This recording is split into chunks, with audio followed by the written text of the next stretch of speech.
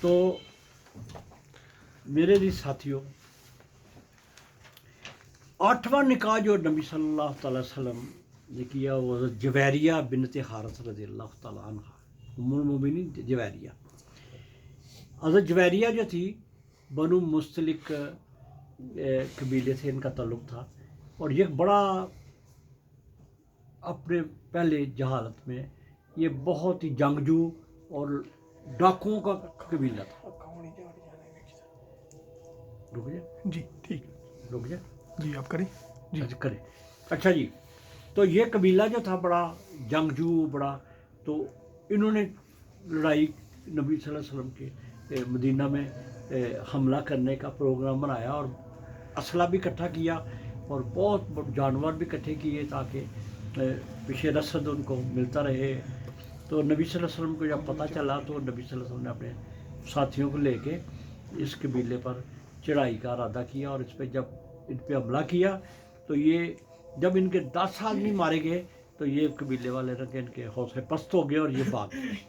پھر وہاں سے نبی صلی اللہ علیہ وسلم نے وہاں پہ کئی لوگ گرفتار کر لیے، اور حضرت جویریہ رضی اللہ تعالیٰ عنہ جو ان کا خاوند تھا وہ بھی لڑتا ہوا مارا گیا.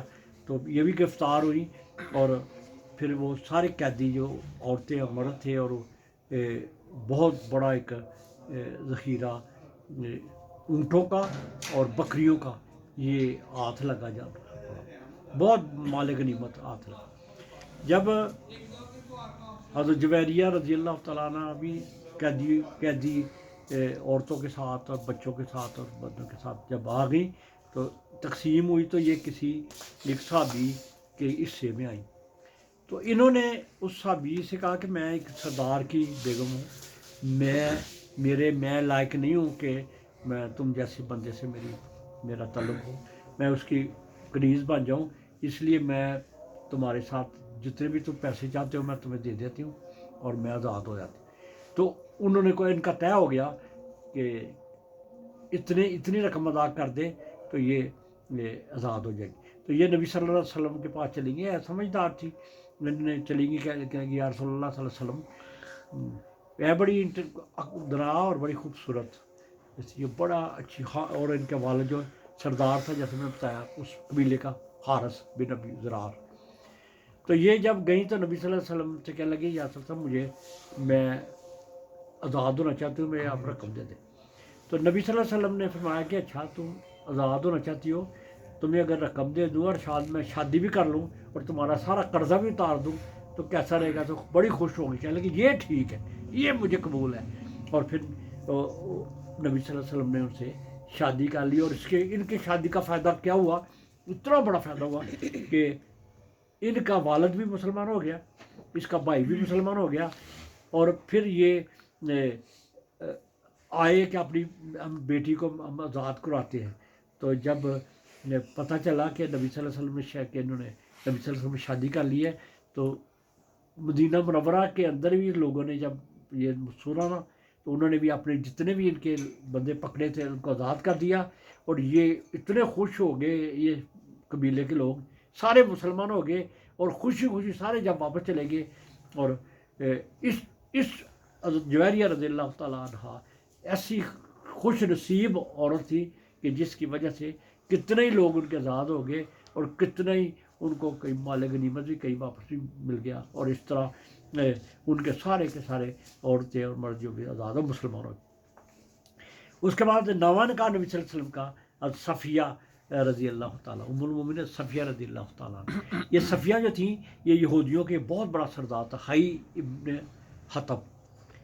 ابن خطب بہت سردار تھا، بہت ہی جنگجو تھا، اور اس کی وجہ سے قریش جو ہے وہ لڑنے کے لیے غزوہ خندق میں حملہ ہونے کے لیے آئے. تو یہ بہت ہی شرارتی قسم کا تھا. جب نبی صلی اللہ علیہ وسلم نے خیبر پہ حملہ کیا اور اس سے جنگ ہوئی اور یہ مارا گیا، اس کا والد حئی بن اخطب مارا گیا. اور صفیہ رضی اللہ تعالیٰ عنہ جو ہے یہ خیبر میں یہودی مذہب سے تعلق رکھتی. جب خیبر میں فتح ہوئی اور یہ گرفتار ہوئی تو نبی صلی اللہ علیہ وسلم نے صحابہ کرام سے مشورہ کیا، تو صحابہ کرام نے یہ مشورہ دیا کہ یہ بہت بڑے سردار کی بہت بڑا بادشاہی ہوتا ان کا. یہ ان کی بیٹی ہیں, ان کی عزت, ان کو عزت دینی چاہیے. پھر نبی صلی اللہ علیہ وسلم نے ان کو عزت دیتے ہوئے ان سے شادی کی, اور شادی کی وجہ سے خیبر کے بہت سے یہودی مسلمان ہو گئے. اچھا جی, آگے 10واں نکاح نبی صلی اللہ علیہ وسلم کا ام حبیبہ ام المومنین حضرت ام حبیبہ رضی اللہ تعالیٰ عنہ. یہ ابو سفیان کی بیٹی تھی. ابو سفیان یہ سردار تھا مکے کا. ابو سفیان بعد میں مسلمان ہو گئے فتح مکہ کے وقت. تو یہ ان کی بیٹی تھی اور یہ مسلمان ہو گئی تھی, پہلے مسلمان ہو گئی. اور ان کی شادی ہوئی تھی عبیدہ بن جوہش سے. عبیدہ ابن جوہش, یہ نبی صلی اللہ علیہ وسلم کے پھپھو کے لڑکے تھے. اور یہ چلے گئے حبشہ ہجرت کر کے. وہاں پہ جو عبیدہ بن جوہش تھا وہ دوبارہ عیسائی ہو گیا, شراب وغیرہ پینے لگا. اور اتنی زیادہ ہو گیا, اتنی تکلیف بیچاری ام حبیبہ رضی اللہ تعالیٰ عنہ کتنی تکلیف پہنچی.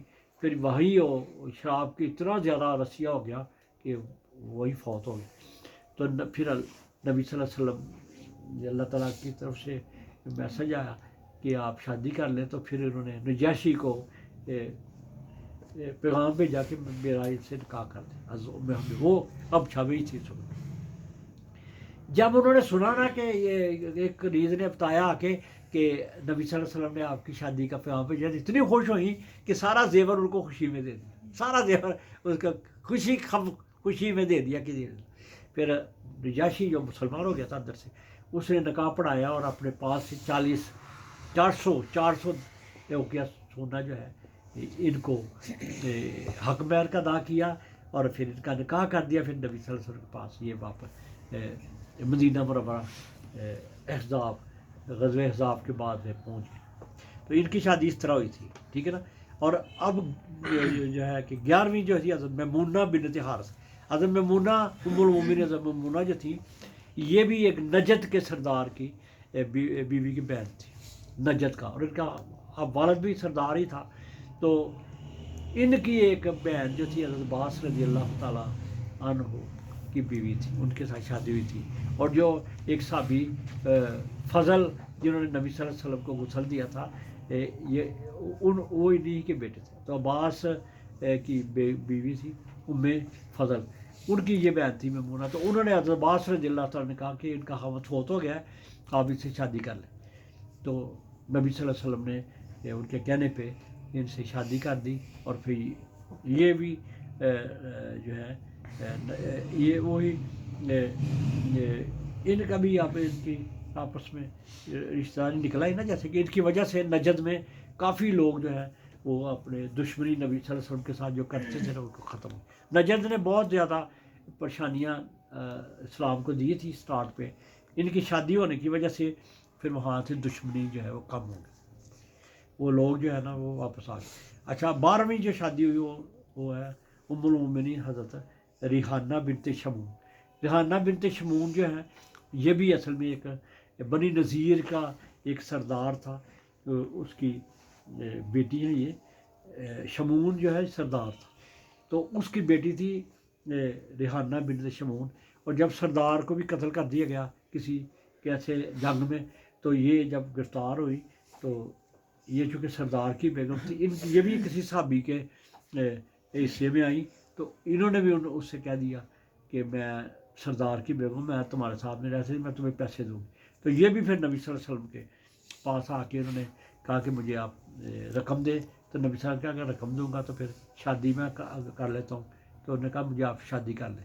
تو ان کی بھی شادی جو ہے نبی صلی اللہ علیہ وسلم کو. تو یہ بھی یہودی تھی اور اس سے بھی بنی نذیر کے اندر کافی اثر اور رسوخ جو ہے یہودیوں کا قبیلہ تھا اس کے پیدا ہوا. آخری جو تھی نبی صلی اللہ علیہ وسلم کی 13ویں, وہ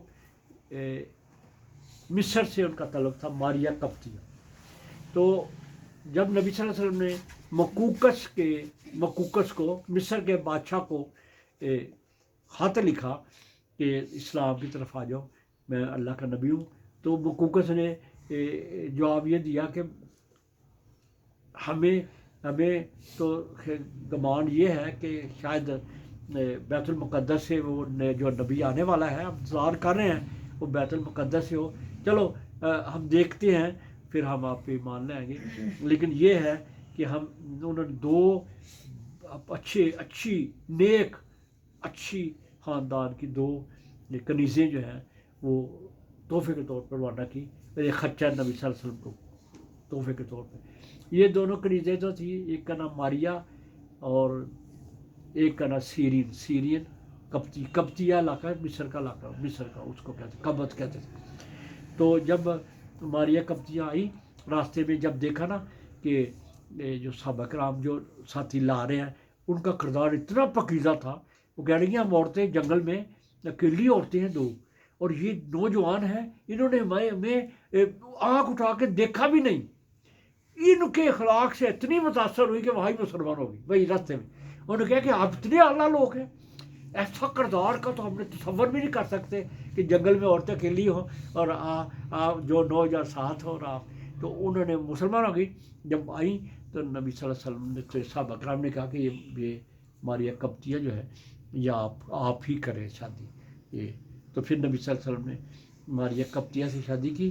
اور دوسری جو سیرین تھی وہ حسان بن ثابت رضی اللہ عنہ صحابی جو شاعر رسول صلی اللہ علیہ وسلم جو حسان ثابت شاعر ہیں، انہوں شاعر تھے، اسلام کے شاعر ہیں حسان صاحب کے بڑے اچھے شعر ہیں.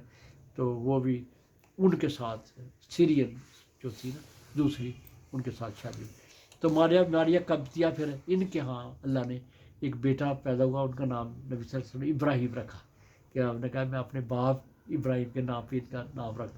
لیکن یہ بچہ جلدی بیمار ہوا تو فوت ہو گیا. پھر نبی صلی اللہ علیہ وسلم کے آنسو بڑے آنسو نکلے اس کے فوت ہونے سے. تو صحابہ کرام کیا لگے کہ یا رسول اللہ آپ بھی روتے ہیں. فرمایا کہ یہ رونا جو ہے نا یہ صبر ہوتا ہے، صبر، چیخا پکار نہیں کرنی، رونا تو فطرت کی بات. تو یہ تھا میرے عزیز ساتھیوں نبی صلی اللہ علیہ وسلم کی اتنی. اور یہ جب نبی صلی اللہ علیہ وسلم دنیا سے گئے آخری وقت میں ہی آپ دیکھیں نا زیادہ تر جو آپ نے کی ہے آخری آپ 50 سال سے اوپر کی 73 سال پھر آخر میں 60 سال کے قریب کتنی کی ہے، 60 سال کے قریب پانچ شادیاں تو 60 کے قریب کی ہے. تو 2-3 سال کے بعد ہی نبی صلی اللہ علیہ وسلم چلے گئے. تو یہ کوئی نبی صلی اللہ علیہ وسلم کو خواہش کی وجہ سے نہیں کی، یہ سارے کے ساری ایک خاص مسئلہ تھی اور ایک سیاسی نقطہ نظر تھا جس سے اسلام کو بہت طاقت ملی، اسلام بہت پھیل گیا اور بغیر جنگ کے ایک فتوحات ہوتی رہی. اور مصر کا بھی یاد رکھے، مصر بھی فتح جو ہوا تھا نا بغیر جنگ کے ہوا، وہ بھی سرنڈر کر دیا انہوں نے. تو یہ اللہ کی رحمت ہے کہ اس سے بڑے فائدے پہنچے. اللہ تعالیٰ سے دعا ہے کہ اللہ تعالیٰ ہمیں نبی صلی اللہ علیہ وسلم کی سیرت پہ عمل کرنے کی توفیق عطا فرمائے اور نبی صلی اللہ علیہ وسلم کی زندگی کو سمجھنے کی ہمیں صحیح فہم و فراست عطا فرمائے. وآخر دعوانا الحمدللہ.